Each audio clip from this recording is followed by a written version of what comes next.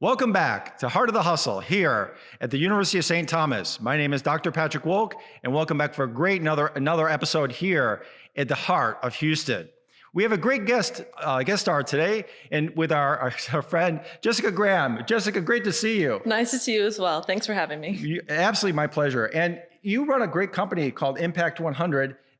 Jessica, tell us a little bit about that. I know you're helping women to start businesses. You're out there in the community. Oh, and I just remembered, you just got an award from the Houston Business Journal, Women Who Mean Business. And that's this week, correct? Yes, I'm very honored to have received the Women Who Mean Business Award from Houston Business Journal for my work with the nonprofit. I'm a co-founder of Impact 100 Houston. We're actually a women's collective giving organization, so we support nonprofits throughout the community. That's amazing. Now, this is a great organization, and I know you were talking a little bit further about strategic plans, looking out into the future. When you look out 2 years into the future, what are you seeing as the opportunities? Where do you want to grow with your operation, your company? Sure. So we just launched in October of 2020, right in the middle of the pandemic. Our initial goal was 100 members. So every member contributes $1,000. We pool our money together, nonprofits apply, and we give the grants back out. We were really happy with the reception we received in Houston. We have 188 founding members, so we raised $188,000. Our goal over time is to grow to at least 500 members, hopefully beyond that, but 500 is our initial, our 5-year goal. And we'd also like to potentially add an impact grant in there as well to support people who are starting nonprofits, but that's all to be determined over time. But we just want to keep growing. There's so much need in Houston, and there's so many fantastic women who want to be a part of change. Absolutely. And thank you for being a part of that change and really making a big difference in the community. One of the things that always I'm very interested in is like going back to the roots, like where you began. So can you talk a little bit about your entrepreneurship roots? You had mentioned earlier that you had some like entrepreneurs in your family. Could you talk a little bit about that? Like where it started about, a little bit about your family? That'd be great. Sure. So my grandfather and his brother had a furniture making business off of Washington and Houston many, many years ago, before Washington was like it is now. And my brother has had a couple of businesses that he's started. And after having children, I found that the 9 to 5 sort of in an office didn't work for me in the same way anymore. And a friend and I were talking, and the work that we were able to do was less satisfying because we were doing consulting and we were doing more part-time type of work. And, we wanted to do something more meaningful together. And we started a children's toys and accessories company, actually. So that was our first sort of Alex Inman, who's one of the co-founders of Impact 100. Okay. So we started that company a few years ago. It went well. But we decided ultimately that we weren't passionate about that. So we sort of continued being friends, but didn't do anything together for a while. And then about 2 years ago, decided to start Impact 100 Houston together. Amazing.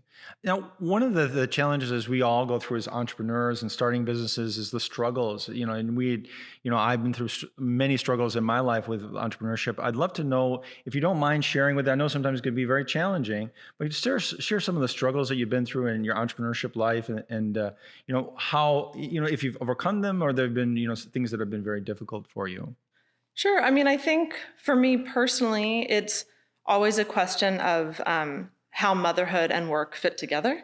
So, I have worked for incredible organizations, but at the end of the day, I want to be able to pick up my kids as well. So there was 2 sort of binary choices. Well, I want to pause and just say there's a lot of women that don't have flexibility or the choice. So they're working multiple jobs, they're taking care of their family. I was in a position where I was able to make more of a choice, but it wasn't, working 9 to 5, traveling all the time and having somebody else take care of my children, or just being with my children, right? I really want something that allows both parts of myself to be fulfilled. And becoming an entrepreneur and stepping out into that area was something that Alex and I both agreed might fit for our personalities. We love work. We love the challenge of work. We're not afraid of taking that first step and maybe getting in over our head sometimes, but problem solving together to figure it out. So I think I had done that for nonprofits, but doing that to build something has been really rewarding.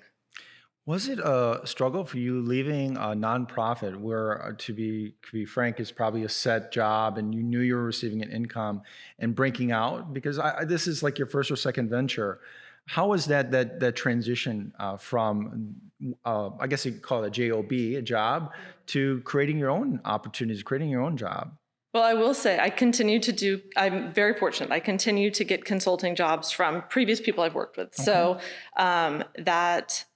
that has helped stabilize things in the short term. I mean, it's definitely crazy to leave a job that is stable and you have that paycheck and reliability to start something new. But for some reason, I was compelled to do it. That's brilliant. Now that you've transitioned and really come into yourself as an entrepreneur, is there any nuggets of wisdom? Like I always say, these golden nuggets that we get that have kind of refined and kind of like really come to you in your life that you would like want to share with our audience?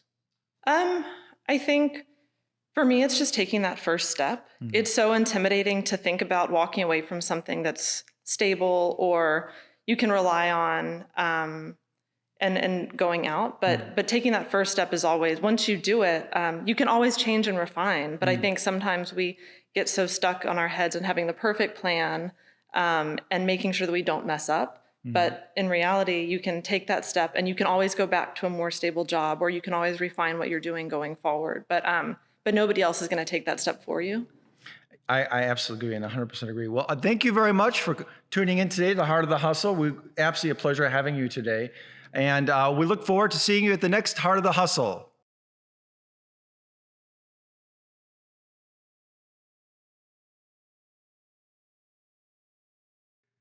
And a new episode, or a new part of our Heart of the Hustle is our speed round today. And Jessica is our first guest in the speed round. Jessica, it's good to see you again. You as well. So you talk about work-life balance. What does that mean to you? I don't know, but I'll let you know when I figure it out. I mean, I think for me, I really love work and I enjoy the challenge of running an organization and figuring things out. And there's always new problems and nothing's routine. But I also want to pick my kids up after school. That doesn't mean I won't work after I pick them up or at night or on the weekends, just because I really do enjoy working. But for me, I want both of those things. There's a moment after school pickup where I can really tell how their day was. So picking up your children, what is that like? It is not exciting. It is a lot of carrying backpacks. It is a lot of, really it's just about kind of observing them and understanding how their day was and what's going on in their universe. They'll be either happy or sad or tired or whatever, but it gives me insight that I feel like I missed when I was traveling all the time and I was unable to be there. What's the craziest thing your kids have ever said to you? So this isn't to me, but we were at a store one time and my daughter walked up to a random man and said, "We're all going to die one day." Wow. Well, that's our speed round. Thank you very much for joining us at the Heart of the Hustle.